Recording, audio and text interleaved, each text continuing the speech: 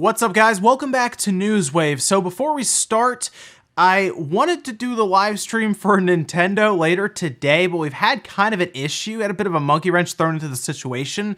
Ubisoft actually decided to block people's ability to stream on YouTube after the presentation that they held yesterday that we live streamed here on the channel, and had as much fun as we could with Ubisoft's presentation. Wasn't a great presentation, but you know, we still wanted to check it out, watch it and everything, and that's the reason I couldn't actually stream Square Enix's presentation on YouTube last night. I did it on Twitch, so if it's still not back by the time Nintendo's presentation, their Direct, which is at noon Eastern time, 9 a.m. Pacific, I will be over at Twitch and we'll stream it there. If you want to go over there and follow and everything, I'll have the link down below in the description to the Twitch channel, or you can just search Spawnwave and we'll do it all over there. Hopefully it's resolved by the time we get to Nintendo's Direct and we can just watch it here.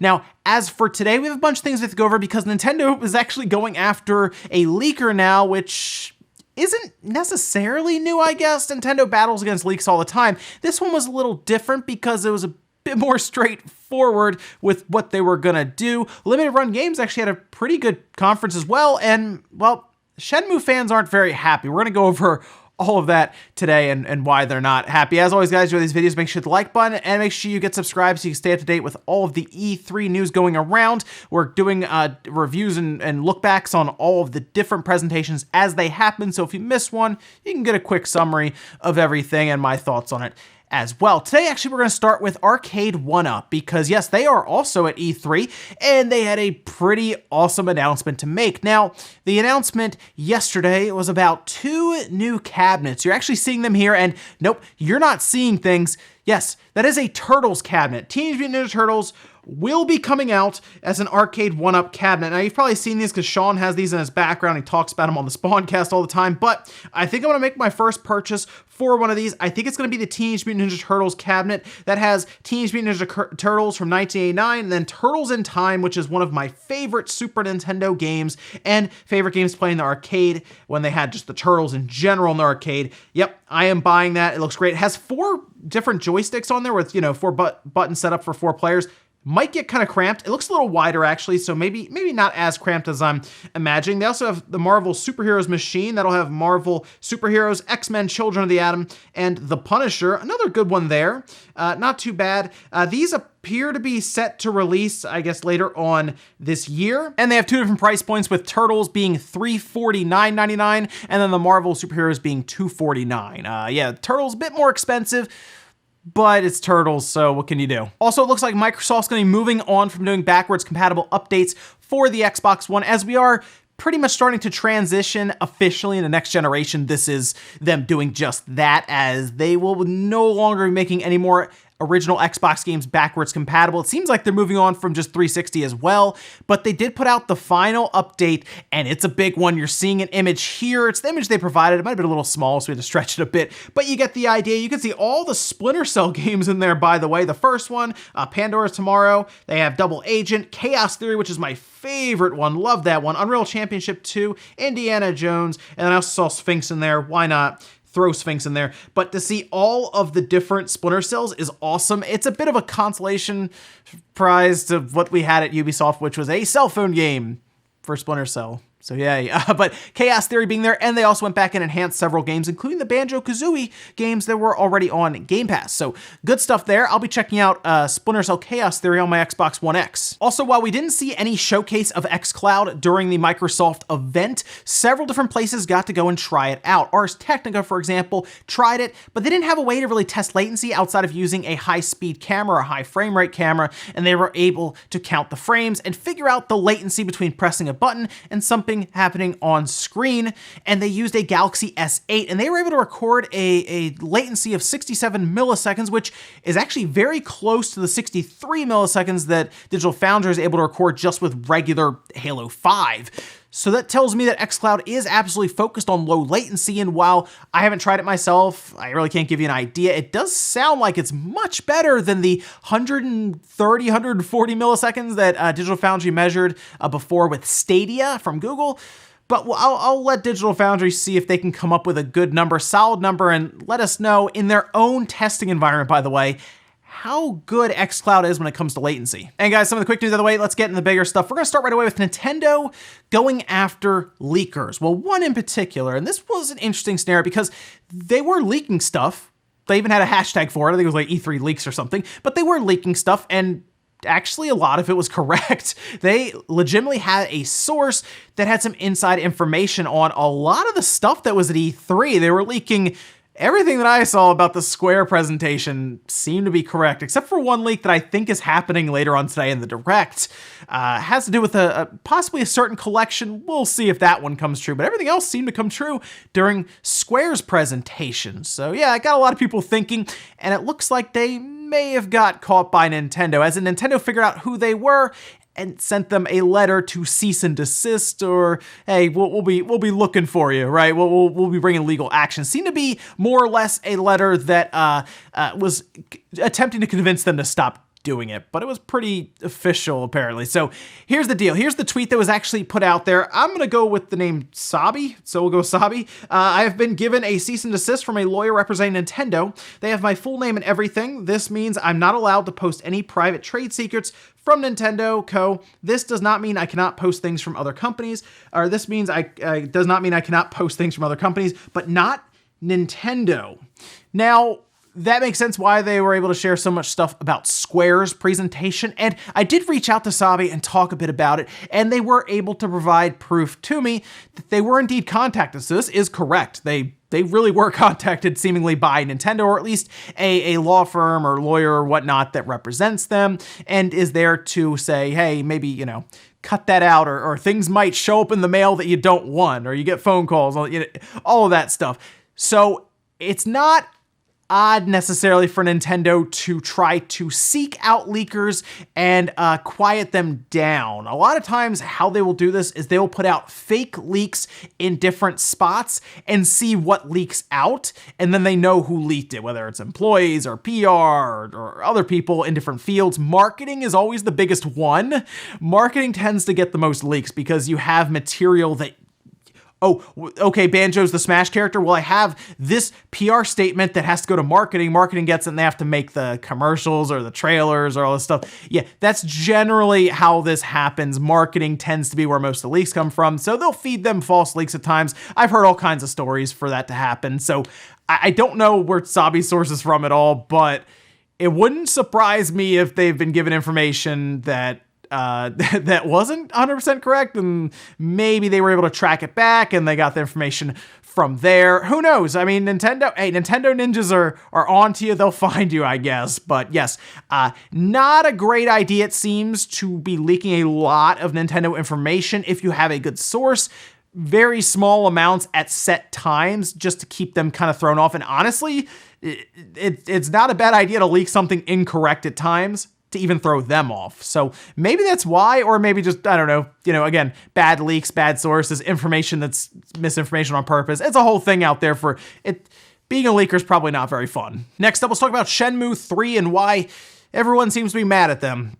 This was interesting. So the PC gaming show was going to go off. It seemed to be okay. It was sponsored by the Epic Game Store, so I thought to myself, said, what if a game like Shenmue 3 showed up there? I also thought, what if Red Dead Redemption 2 showed up there? Basically, most of the games I figured that were going to show up there, bigger games, probably were Epic Game Store exclusives because they were sponsoring the event and they wanted their name on things and all that. Well, Shenmue 3 shows up there, and it is now an Epic Game Store exclusive, which is actually not good, technically, because they ran a whole Kickstarter and seemed to imply heavily that it was going to be on Steam. They posted this up on Kickstarter. As you're seeing here, the PC gaming show just wrapped up with some big news for Shenmue 3. The new trailer was unveiled and it was announced Shenmue 3 for PC will be Epic Game Store exclusive. Love the exclamation point there. Shows a lot of enthusiasm. It didn't go well in the comments as you would figure. They go on further to say, we are happy to announce that Shenmue 3 for PC will be an Epic Game Store exclusive. Development for Shenmue 3 has been moving forward using Unreal Engine, and the support we have received from Epic has been excellent, but most importantly, in looking for the most enjoyable experience on PC, it was decided together with Deep Silver after much discussion that the Epic Game Store would be the best distribution platform. option. So not the greatest look here. During their Kickstarter campaign, there were several surveys and even times where they asked you the platform you wanted on, and Steam was an option. So there are a lot of people that backed this thing. I mean, that's what raised $6.3 million on the premise that, oh, I'll be able to get it on Steam. They even had a Steam page and everything. It seemed pretty straightforward. Here we are now, about 5 months out from release, and guess what? It's Epic Game Store exclusive, as in it's probably coming down from Steam. That page, I assume, is getting ripped down, and they've effectively used Steam to help market Shenmue 3 since the Kickstarter closed. Yeah, that seems to be an interesting trend. Deep Silver also was behind Metro Exodus, and that did something kind of similar. Use Steam to help advertise and make the jump to the Epic Game Store. Now, why would they be doing this? That's a great question I'm sure you're asking, and I'll tell you right now, it's about money. Money is the reason they are doing this, because I've told you guys before, one of the biggest things about the Epic Game Store, and not even with the cut, remember it's like a 12%, 88% or something, it's not even about that as much as it's about the fees around Unreal Engine, because they just said even in this post that they've been working with Unreal Engine.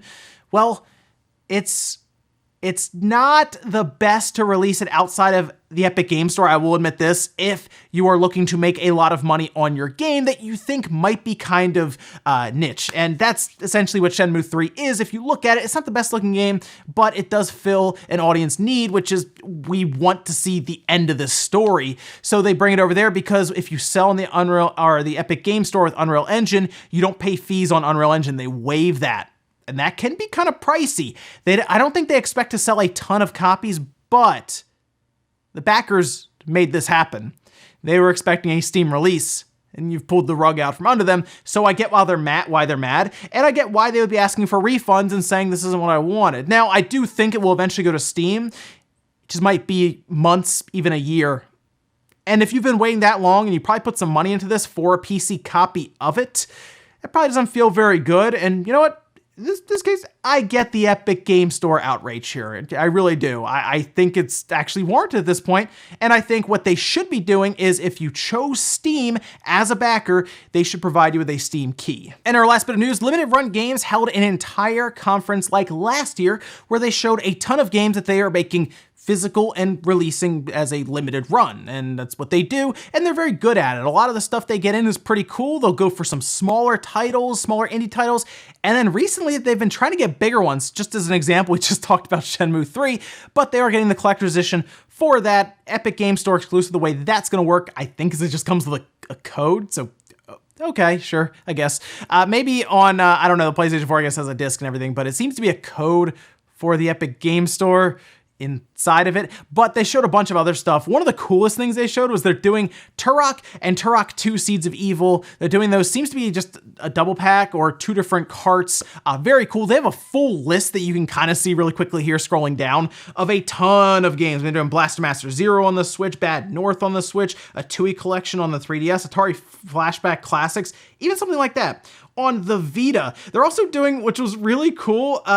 They're doing Bounty Hunter. I thought it was really neat. Star Wars on the PS4, but they're also doing a ton of Star Wars stuff, seemingly on the PC. So they're doing Dark Forces on PC, Episode 1 Racer on PC, and they labeled N64 as well, which I don't know if they're doing a cartridge for that. That'd be interesting. But they're also releasing Jedi Knight on the PC, which was one of my favorite games. I'm grabbing that immediately. Jedi Outcast. These are all physical PC games, it seems anyway, the way they have it written on their site.